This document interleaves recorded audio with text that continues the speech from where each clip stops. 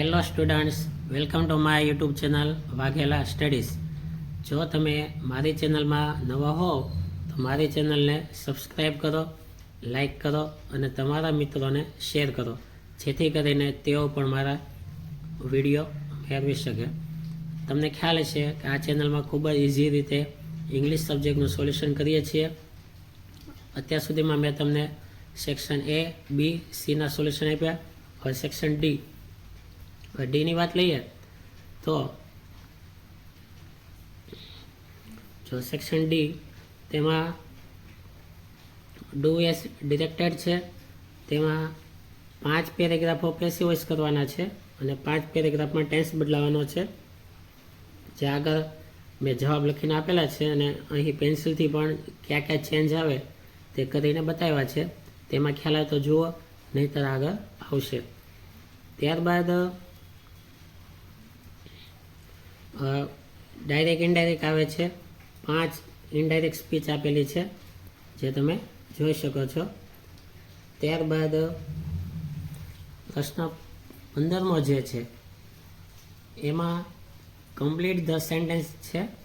તેમાં ફંક્શનના આધારે સેન્ટેન્સ કમ્પ્લીટ કરવાના છે. મેં તમને સેક્શન એની અંદર ફંક્શનની વિગતે ચર્ચા કરેલી છે. તેમાં તમે ફંક્શનની યાદી જોઈ લેજો કે જે નિશાની હોય તે પ્રમાણે ફંક્શન બને. જો હું ઝડપથી તમને સમજાવું, ધ્યાન આપજો. પહેલું ફંક્શન તમે અસાઇનમેન્ટ સાથે રાખજો, કેમ કે આમાં અક્ષર કદાચ નાના હોય તો સ્પષ્ટ ન દેખાય. હું સમજાવું. જે નિશાની થાય તે ફંક્શન થાય. નિશાની યાદ રહેશે તો ફંક્શનના પૂરેપૂરા 5 માર્ક્સ તમે લઈ શકશો. જો પહેલામાં રીઝન છે તો એની નિશાની એઝ આવે છે, એટલે એ જવાબ. બીજા ફંક્શનની અંદર સપોઝિશન કીધું છે. સપોઝિશનની નિશાની છે એઝ ઇફ, તો ડી જવાબ. ત્રીજામાં એક્સપ્રેસિંગ ઓર્ડર આપેલું છે. ઓર્ડર એટલે કે કોઈ સૂચના આપવી, હુકમ કરવો, તો સી ઓપ્શનમાં. કેમ કે ઓર્ડર નામનું કોઈ ફંક્શન નથી, મિનિંગ ઉપર જવું પડે કે કીપ ક્વાઇટ, શાંતિ રાખો, ઓર લીવ ધ ક્લાસ, નહીતર ક્લાસ છોડીને ચાલ્યા જાઓ. આ એક સૂચના, ઓર્ડર આપ્યો કહેવાય, તો સી જવાબ. ચોથામાં તેમાં તો નિશાની છે condition in the past. If સાથે હેડ હોય અને બીજા વાક્યમાં વુડ આવતું હોય અને V3 આવતું હોય, તો બી. પાંચમામાં સપોઝિશન છે, સ્પષ્ટ નિશાની છે એમાં એઝ ઇફ. છઠ્ઠામાં કમ્પેરિઝન છે ડિગ્રી, તો બીમાં સ્પષ્ટ નિશાની છે વન ઓફ ધ. સાતમું તેમાં કન્ડિશન ઇન ધ પાસ્ટ છે, તો નિશાની છે ડી, ઇફ સાથે હેડ. આઠમું તેમાં રીઝન છે કારણ, સ્પષ્ટ નિશાની છે બી, બીકોઝ. નવમું તેમાં હેબિચ્યુઅલ એક્શન છે, તો નિશાની છે યુઝડ ટુ. 10મું પર્પઝ, એમાં બી છે ઇન ઓર્ડર ટુ નિશાની. 11મું તેમાં ગિવિંગ રિપોર્ટ છે.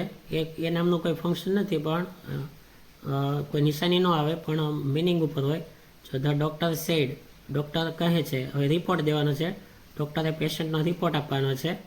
તો સીમાં રિપોર્ટ આપતા એવું સેન્ટેન્સ આવે છે, you are infected with corona virus, એટલે કે તમને કોરોના વાયરસની અસર થઈ છે. આ એક પેશન્ટનો રિપોર્ટ આપ્યો કહેવાય, એટલે સી આવશે. 12મામાં મેનર, નિશાની છે સીમાં. 13મું શોવિંગ કોન્ટ્રાસ્ટ, તો તેમાં સીમાં નિશાની છે બટ. 14મું કનેક્ટિંગ ઇન્ફોર્મેશન, તો બે વાક્યને જોડવા માટે એ ઓપ્શન છે વાય. પછી 15મું તેમાં કોન્ટ્રાસ્ટ છે, નિશાની સી, ઇન્સ્પાઇટ ઓફ. 16મું પર્પઝ, બીમાં આવે છે નિશાની ઇન ઓર્ડર ટુ. મેં પેન્સિલથી બધે અંડરલાઇન કરેલી છે, એટલે તમને યાદ રાખવા ઇઝી પડે. 17મું તેમાં શોવિંગ રિઝલ્ટ, સ્પષ્ટ નિશાની છે સીમાં, સો ધેટ. 18મું કનેક્ટિંગ ઇન્ફોર્મેશન, તેમાં બીમાં મિનિંગ થાય છે વોટ દ્વારા.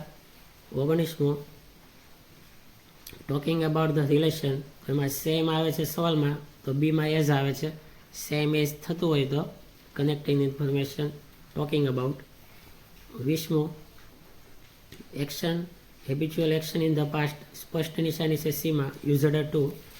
હવે વાત લઈએ 21મું, તો એલ્ટરનેટિવ ચોઇસ નાઇધર ઉપર છે, ચોખ્ખું છે સીમાં, નોર આવે, નાઇધર સાથે નોર. 22, સપોઝિશન, સ્પષ્ટ નિશાની સીમાં છે, એઝ ઇફ. 23મું, કન્ડિશન ઇન ધ પાસ્ટ, સ્પષ્ટ નિશાની છે બીમાં, વુડ પાસ્ડ. 24, કમ્પેરિંગ, સ્પષ્ટ નિશાની છે ધ બેસ્ટ. 25મું, શોવિંગ ટાઈમ, સ્પષ્ટ નિશાની છે સીમાં, ધેન આવે છે.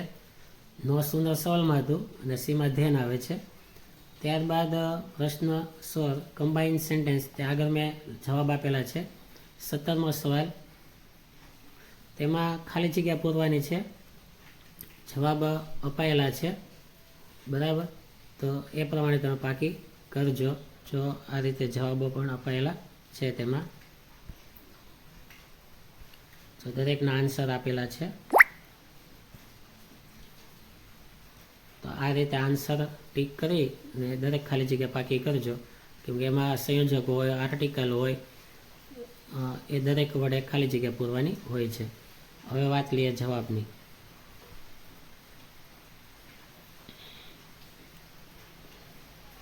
જો સેક્શન ડી, એમાં પેસિવ વોઇસ, પેસિવ વોઇસના 5 પેરેગ્રાફો છે, તે દરેકના મેં જવાબ આપેલા છે.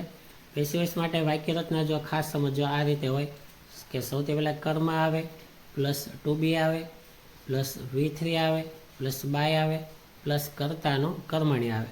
આવી રીતે વાક્ય રચના હોય. તેમાં સાદા ટેન્સમાં ટુ બી તરીકે એમ, ઇઝ, આર, વોઝ, વેર હોય. ચાલુ ટેન્સ હોય તો તેમાં ખાસ પેસિવ વોઇસ કરીએ તો બીઈંગ શબ્દ લેવો પડે, બીઈંગ. અને જો પૂર્ણ ટેન્સ હોય હેવ, હેઝ કે હેડ, તો તેમાં બી ના આવે. આટલા ડિફરન્સ પડે. બાકી દરેકના જવાબ આપેલા છે. 5 પેરેગ્રાફો પેસિવ વોઇસના છે. જો પહેલો, બીજો, ત્રીજો, ચોથો, પાંચમો. ત્યારબાદ 5 પેરેગ્રાફોમાં ટેન્સ બદલાવાનો છે. તો છઠ્ઠામાં પૂર્ણ વર્તમાન કરવાનો થાય છે. પૂર્ણ વર્તમાન એટલે શું? હેવ કે હેઝ લેવાનું પ્લસ V3. 7મામાં તે પૂર્ણ ભૂતકાળ, તો હેડ પ્લસ V3. 8મામાં સાદો વર્તમાન, જેમાં V1 કરવાનું, ટેન્સ V1 થવો જોઈએ. ત્યારબાદ 9મામાં સાદો વર્તમાન, તેમાં પણ V1. જે કાંઈ વર્બ હોય તેને તમારે મુખ્ય સ્વરૂપમાં V1માં લખવાનું. 10મામાં પૂર્ણ વર્તમાન, હેવ, હેઝ પ્લસ V3. ત્યારબાદ ઇનડાયરેક્ટ સ્પીચ આપેલી છે. સવાલમાં જોઈ અને આ રીતે ઇનડાયરેક્ટ સ્પીચ કરવાની. સાદા વાક્ય ઇનડાયરેક્ટમાં આવે, પ્રશ્ન વાક્ય આવે, આજ્ઞાત વાક્ય આવે, ઉદ્ગાર વાક્ય આવે. એ દરેક સેન્ટેન્સનો પેસિવ ઇનડાયરેક્ટ કરવાનું છે. જવાબ આપેલો છે. જો ઇનડાયરેક્ટના પેરેગ્રાફ ત્રીજો, પછી ચોથો, પાંચમો, આવી રીતે 5 પેરેગ્રાફના ઇનડાયરેક્ટ સ્પીચ કરીને આપેલા છે. તમે દરેક ઇનડાયરેક્ટને સમજો. તેમાં ખાસ બોલનાર, સાંભળનાર જોવું પડે અને સર્વનામના ફેરફારો કરવા પડે. પછી ટેન્સ બદલાવવા પડે અને શબ્દો હોય તે બદલાવવા પડે. જેવા કે ટુડે હોય તો ધેટ ડે, યસ્ટરડે હોય ધ પ્રીવિયસ ડે કરવું પડે, ટુમોરો હોય તો ધ નેક્સ્ટ ડે કરવું પડે. આવી રીતે શબ્દ બદલાવવા પડે. તે દરેક ચેન્જ તમારે કરવા ખાસ. ત્યારબાદ છેલ્લો પ્રશ્ન, કમ્બાઇન ધ સેન્ટેન્સ, એટલે કે 3 થી 4 વાક્ય આપે. આ 4 વાક્યને જોડવાના હોય છે. જોડી અને એક મિનિંગફુલ સેન્ટેન્સ બનાવવાનું હોય છે. અલગ અલગ ઘણી રીતે કરી શકીએ આપણે, પણ મેં ખૂબ ઇઝી પડે એવી રીતે તમને જોડીને બતાવ્યા છે. આ સિવાય અન્ય રીતે પણ જોડી શકાતા હોય.